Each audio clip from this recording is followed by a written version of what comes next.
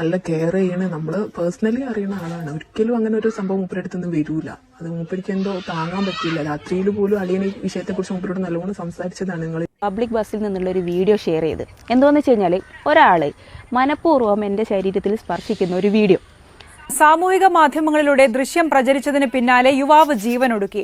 കോഴിക്കോട് ഗോവിന്ദപുരം സ്വദേശി ദീപക്കാണ് മരിച്ചത്.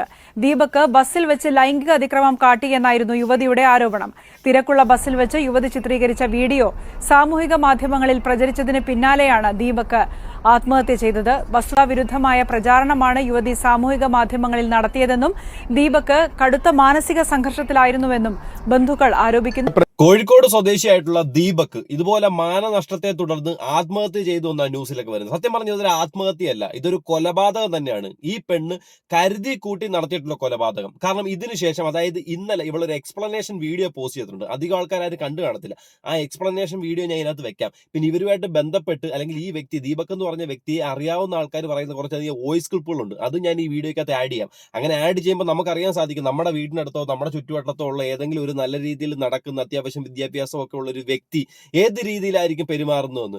ആ രീതിയിൽ ഒരു പെരുമാറ്റത്തെയാണ് ഒരു ബസ്സിനുള്ളിൽ ടച്ച് ചെയ്തു എന്ന് പറഞ്ഞുകൊണ്ട് സ്ത്രീകൾക്ക് കിട്ടുന്ന ആ ഒരു പരിഗണനയെ ദുരുപയോഗം ചെയ്യുന്നു. ആ ഒരു ദുരുപയോഗത്തെ തുടർന്ന് ആ ഒരു വ്യക്തി ആത്മഹത്യ ചെയ്യുന്നു. തികച്ചും ഇതൊരു കൊലപാതകം മാത്രമാണ്. എന്തായാലും ഈ ഒരു പെണ്ണിനെതിരെ കേസ് രജിസ്റ്റർ ചെയ്തിട്ടുണ്ട്. നമുക്ക് ആദ്യം ഈ ഒരു വീഡിയോ ഒന്ന് കാണാം. ആ വീഡിയോയ്ക്കകത്ത് പ്രോപ്പറായിട്ട് ഒരു പെണ്ണിന് ഒഴിഞ്ഞു മാറാൻ പറ്റാവുന്ന പല സാഹചര്യങ്ങളും ഉണ്ട്. നിനക്കിത് അറിഞ്ഞുകൂടാവുന്നുണ്ടെങ്കിൽ നീ നിന്റെ തള്ളയോട് പോയി ചോദിക്കണം, അമ്മ ബസ്സിനകത്ത് ഇങ്ങനെ ഒരാൾ എന്നെ തട്ടി അല്ലെങ്കിൽ അൺഎക്സ്പെക്ടഡ് ആയിട്ട് ഇങ്ങനെ ഒരു സ്പർശനം വന്നു കഴിഞ്ഞാൽ അമ്മ എന്തോ ചെയ്യുമെന്ന്. അമ്മ ഓടിപ്പോയിട്ട് ക്യാമറ എടുക്കുകയല്ല ചെയ്യുന്നത്, അല്ലെങ്കിൽ തട്ടാനായിട്ട് വീണ്ടും തെള്ളിപ്പിടിച്ച് നിന്നു കൊടുക്കുകയല്ല ചെയ്യുന്നത്. അമ്മ ആ സ്ഥലത്ത് നിന്ന് അങ്ങോട്ട് മാറി നിൽക്കും. കാരണം അതൊരു ബസ്സാ, അതൊരു പബ്ലിക് ട്രാൻസ്പോർട്ടാ, പബ്ലിക്കിൽ ഒരുപാട് ആൾക്കാർ കയറുന്നതാ. നമുക്ക് ആ ബസ്സിനകത്തുള്ള കറക്റ്റ് ആൾക്കാരുടെ സിറ്റിങ് കണ്ടാൽ തന്നെ അറിയാം, അതിനകത്ത് ആൾക്കാർ ഒരുപാട് പേര് നിന്നാ പോകുന്നത്. അപ്പൊ അങ്ങോട്ടും ഇങ്ങോട്ടും ഒക്കെ തിരിയുമ്പോൾ തട്ടും. അതിനെയൊക്കെ എടുത്തു വെച്ച് ഇതുപോലെ വൾഗറായിട്ട് ചിത്രീകരിക്കാനുണ്ടെങ്കിൽ ഉണ്ടല്ലോ, പെണ്ണുങ്ങളെ നിങ്ങൾക്ക് വേണ്ടിയിട്ട് മാത്രം ഒരു ലോകം സൃഷ്ടിക്കണം, അല്ലെങ്കിൽ ഒരു ഭൂമി ഉണ്ടാക്കണം, എന്നിട്ട് അവിടോട്ട് പോയി ചേക്കേറണം. എലോൺ മസ്കിനോട് വല്ലതും പറയണം, ഞങ്ങളെ പോലുള്ള കുറെ തൊലിഞ്ഞ അപരാധികൾക്ക് വേണ്ടിയിട്ട് സ്വന്തമായിട്ട് എന്തെങ്കിലും സാമാനം ഉണ്ടാക്കി തരാനെന്ന്. കാരണം ഇപ്പൊ എലോൺ മസ്കിനെ കൊണ്ട് സാധിക്കും നിനക്കൊക്കെ വല്ലതും ഉണ്ടാക്കി തരാനായിട്ട്. അങ്ങനെ വല്ലതും പോയി ചോദിച്ചിട്ട് ആ രീതിയിലേക്ക് അങ്ങോട്ട് മാറണം. എന്തായാലും ആ വീഡിയോ നമുക്കൊന്ന് കാണാം. ആദ്യം ഈ വീഡിയോക്കകത്ത് പ്രോപ്പറായിട്ട് കാണാൻ അത്രയും അധികം ബുദ്ധിമുട്ട് ആ ബസ്സിനകത്ത് നിൽക്കുന്ന കാര്യം. കാരണം ഒരുപാട് ആൾക്കാരുണ്ട്. ദാണ്ട ഈ സീനാണ്. അതായത് ഇദ്ദേഹത്തിന്റെ കൈ ഇവളുടെ ബ്രസ്റ്റിനകത്ത് തട്ടുന്നു എന്നാ വ്യക്തമായിട്ട് കാണിക്കുന്നത്. ഒരു പെണ്ണിന്റെ ദേഹത്ത് ഒരാൾ ബ്രസ്റ്റിൽ തട്ടി കഴിഞ്ഞാൽ എന്തോ ചെയ്യും? ക്യാമറ എടുത്തോണ്ട് തൊലിച്ചു പിടിച്ച് നോയിക്കൊണ്ട് നിൽക്കുവോ?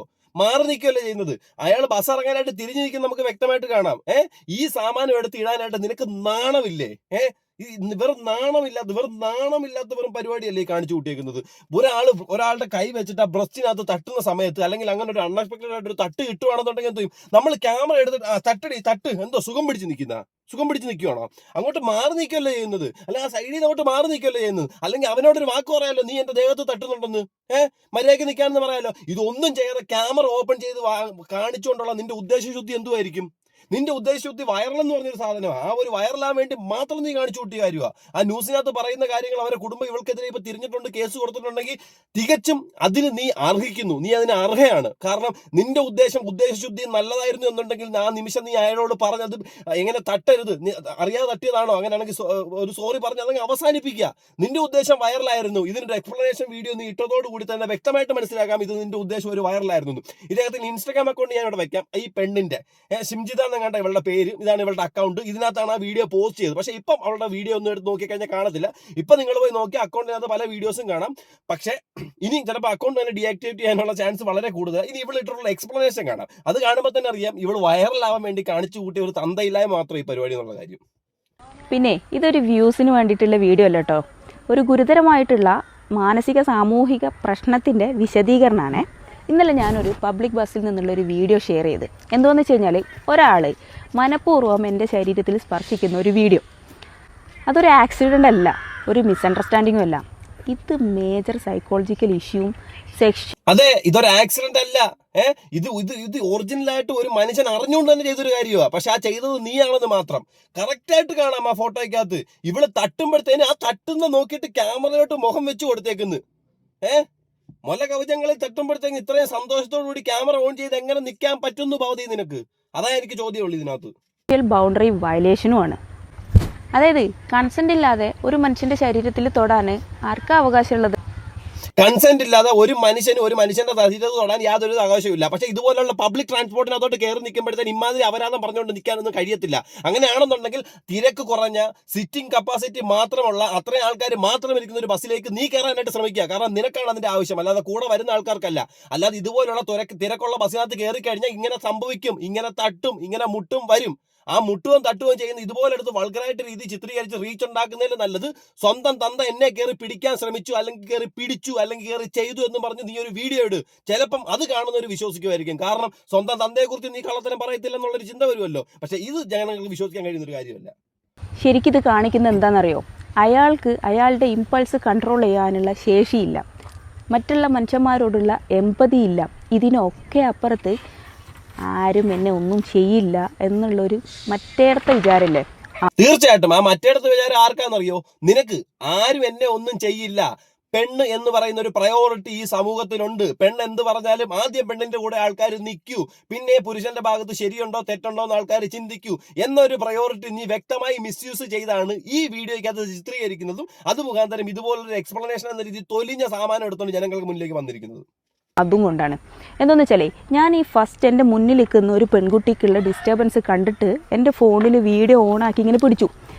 ഈ വീഡിയോ ഓണാക്കിയത് അയാൾ കണ്ടിട്ടുണ്ട്.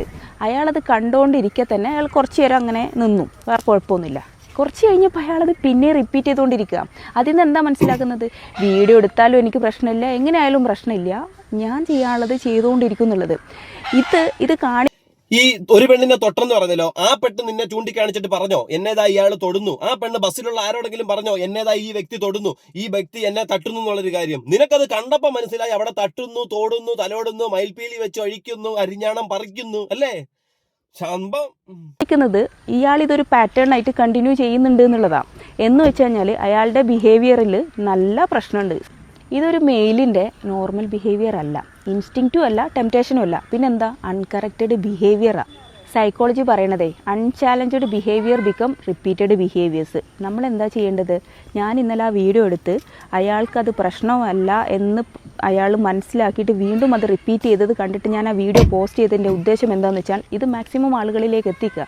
സൊസൈറ്റി അയാളെ ചോദ്യം ചെയ്യണം. അത് അയാളുടെ ചുറ്റുമുള്ള ആൾക്കാരും അയാളുടെ കുടുംബക്കാരും കാണണം. ഒരാൾ സ്വന്തം മനസാക്ഷിക്ക് മുമ്പിൽ അയാൾക്ക് ഒന്നും പ്രശ്നമില്ലാതെ നടക്കുന്ന ഒരാളാണ് എന്നുണ്ടെങ്കിൽ പിന്നെ അയാൾ മാന്യത കാണിക്കുന്നത് അയാൾ ജീവിക്കുന്ന സൊസൈറ്റിക്ക് മുമ്പിലും അയാളുടെ ചുറ്റുമുള്ള കുടുംബത്തിന് മുമ്പിലുമാണ്. അപ്പോൾ ഈ കുടുംബം അത് അറിഞ്ഞു എന്നറിയുമ്പോഴും സൊസൈറ്റി അത് അറിഞ്ഞു എന്നറിയുമ്പോൾ മാത്രമാണ് ഇവർ ഈ ബിഹേവിയർ ചേഞ്ച് ചെയ്യാൻ പോകുന്നുള്ളൂ. അതാണ് ഞാൻ ആ വീഡിയോ ഷെയർ ചെയ്തതുകൊണ്ട് ഉദ്ദേശിച്ചത്. ആ സാധനം സൊസൈറ്റി നോർമലൈസ് ചെയ്യുന്നത് കൊണ്ട് എന്താ ഉണ്ടാവുന്നത് എന്ന് വെച്ച് കഴിഞ്ഞാൽ അയാൾ ഒരിക്കലും അത് ചേഞ്ച് ചെയ്യാൻ പോകുന്നില്ല. ഇങ്ങനെയാണെങ്കിലും വിക്ടിമിനെ മാത്രം ക്രൂശിക്കാനേ ഇവിടെ ആളുകളുള്ളൂ എന്ന് പറഞ്ഞിട്ട് അയാൾ അത് ആ സാധനം റിപ്പീറ്റ് ചെയ്തുകൊണ്ടേയിരിക്കും. ഇതൊരു ചെറിയ തെറ്റല്ല, ജോക്കും അല്ല, അറ്റൻഷൻ സീക്കിങ്ങും അല്ല. ഇതൊരു major psychological and social issue ആണ്. സൊസൈറ്റിയും കുടുംബവും അറിഞ്ഞ് അയാളെ ബിഹേവിയർ, ഇത്തരം ആൾക്കാരുടെ ബിഹേവിയർ തിരുത്താനാണ് ശ്രമിക്കേണ്ടത്. എനിക്കിപ്പോൾ ഈ വീഡിയോ നീ തിരുത്തിയല്ലോ, ഫാനിനകത്ത് കെട്ടി തൂങ്ങി വീട്ടിൽ നിൽപ്പുണ്ട്, തിരുത്തിയല്ലോ നീ. അവരുടെ നാട്ടുകാർ കണ്ടല്ലോ, അവരുടെ കുടുംബക്കാർ കണ്ടല്ലോ, നീ ഉദ്ദേശിച്ച എന്താണെന്ന് മനസ്സിലായല്ലോ. ഇനി മോളകത്ത് പോയിരുന്ന് ഉണ്ട കഴിക്കണോ ഇത് കഴിക്കണോ എന്നുള്ള കാര്യത്തിൽ തീരുമാനം എടുക്കുക. അതോ ഇനി ജയിലിനകത്ത് 500 സംതിങ് രൂപ ശമ്പളം കൂട്ടിയെന്ന് അറിഞ്ഞുകൊണ്ട് കാണിച്ചു കൂട്ടിയ പരിപാടിയാണോ? എന്തായാലും നിനക്ക് കിട്ടാനുള്ള കിട്ടിയിട്ടുണ്ട്. ആ കുടുംബത്തിനും അദ്ദേഹത്തിനും വരാനുള്ള എന്തുവാന്ന് വെച്ചാൽ വഴി തടയാതെ തന്നെ നീ മുഖാന്തരം വന്നിട്ടുണ്ട്. എന്തായാലും നിന്റെ ജീവിതത്തിൽ ഇനി മരിക്കുന്നിടം വരെ നിനക്ക് ഓർത്തിരിക്കാനായിട്ടും പശ്ചാത്താപം കാണുമെന്ന് എനിക്കറിയത്തില്ല. അങ്ങനെ പശ്ചാത്താപം ഉള്ളൊരു പെൺകുട്ടിയാണെങ്കിൽ നിനക്ക് ജീവിതകാലം മൊത്തം പശ്ചാത്താപിക്കാൻ ഒരു കാരണമായിട്ടുണ്ട്. ആ കുടുംബത്തിനാണ്, ആ കുടുംബത്തിന് ഒരാൾ ഇല്ലാതായിരിക്കും. ഇനി അവരുടെ അച്ഛനും അമ്മയുടെ കാര്യത്തിലൊക്കെ നിന്നെ കൊണ്ടൊക്കെ വല്ലതും ചെയ്യാൻ പറ്റുമെങ്കിൽ ചെയ്തു കൊടുക്കുക. ഇനി ഇവരുമായിട്ട് ബന്ധപ്പെട്ട് ഇദ്ദേഹത്തെ അറിയാവുന്ന ആൾക്കാർ പറയുന്ന ഒരു വോയിസ് ക്ലിപ്പ് ഉണ്ട്, അത് ഞാൻ ഇതിനകത്ത് വ്യക്തമായിട്ടൊന്ന് വെക്കാം.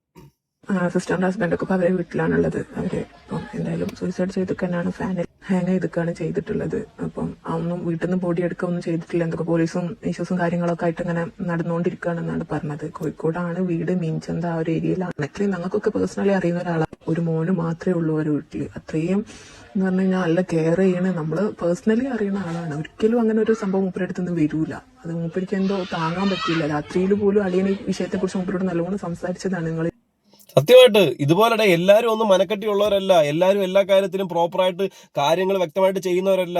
ഇങ്ങനെ ഒരു കാര്യം വരുമ്പോഴത്തേന് ചിലർക്ക് കൈയും കാലും വിറയ്ക്കും. നിന്നിപ്പോൾ ചിലപ്പോൾ ട്രെയിനിന്റെ മുന്നിലോട്ടെടുത്ത് ചാടും, ഓടുന്ന ബസ്സിന്റെ ഫ്രണ്ടിലോട്ടൊക്കെ ചാടും. ഞാൻ നേരിട്ട് കണ്ടിട്ടുണ്ട് ഇതുപോലൊരു സിറ്റുവേഷൻ ഫേസ് ചെയ്യാതെ കാറിന്റെ ഫ്രണ്ടിലോട്ടെടുത്ത് ഒരാൾ ചാടുന്നത്. ഇത് എല്ലാവരുടെയും മനക്കെട്ടി ഒരേപോലല്ല. നീയൊക്കെ ഇതുപോലുള്ള തോന്നിവാസങ്ങൾ കാണിച്ചു വെച്ച് പെണ്ണെന്ന് പറയുന്ന ഒരു പരിഗണന വലുതായിട്ട് മിസ്യൂസ് ചെയ്ത് ഇതുപോലുള്ള പരിപാടികൾ കാണിക്കുമ്പോൾ ഓപ്പോസിറ്റ് നിൽക്കുന്ന ഒരാണാണ്. പക്ഷെ ആ ആണിന് മനക്കെട്ടി ഉണ്ടോ എന്ന് നിങ്ങൾക്ക് ചിന്തിക്കണം. ആ ആണ് എന്ത് വന്നാലും ഫേസ് ചെയ്യാൻ തയ്യാറായിട്ടുള്ള ഒരു വ്യക്തിയാണോ ചിന്തിക്കണം. അല്ലാത്തവരുടെ അടുത്തോട്ട് ഇതുപോലുള്ള പരിപാടി കൊണ്ട് ചെല്ലുമ്പോഴത്തേക്കിന് കാര്യം ഇതുപോലെ പോകത്തതേ ഉള്ളൂ. പോയപ്പോൾ അവർക്ക് പോയി. ആ വ്യക്തിയെക്കുറിച്ച് ആ നാട്ടുകാർക്കോ അല്ലെങ്കിൽ അവർക്ക് അറിയാവുന്ന വ്യക്തികൾക്ക് പോലും ഇതുപോലൊരു ദുരനുഭവം അവിടെ ഉള്ള പെണ്ണുങ്ങൾക്ക് പോലും പറ്റിയിട്ടില്ല. നീ പറയുന്ന ബസ്സിനകത്ത് ഒരു പെണ്ണിനെ ഇയാൾ കയറി തട്ടിയെന്ന് പറയുന്നത്, ആ പെണ്ണിന് പോലും ഇതിനകത്തൊരു പരാതി കാണത്തില്ല. അപ്പൊ കണ്ടോണ്ടെന്ന് നിനക്കാണ് ഇത് വലിയ പരാതി. ഇത് മറ്റേ സൈക്കോളജിക്കൽ ഡിസോർഡർ ആണെന്ന് ഇവ കണ്ണിക്കൂടെ കണ്ടപ്പോൾ സൈക്കോളജിക്കൽ ഡിസോർഡർ മനസ്സിലായി.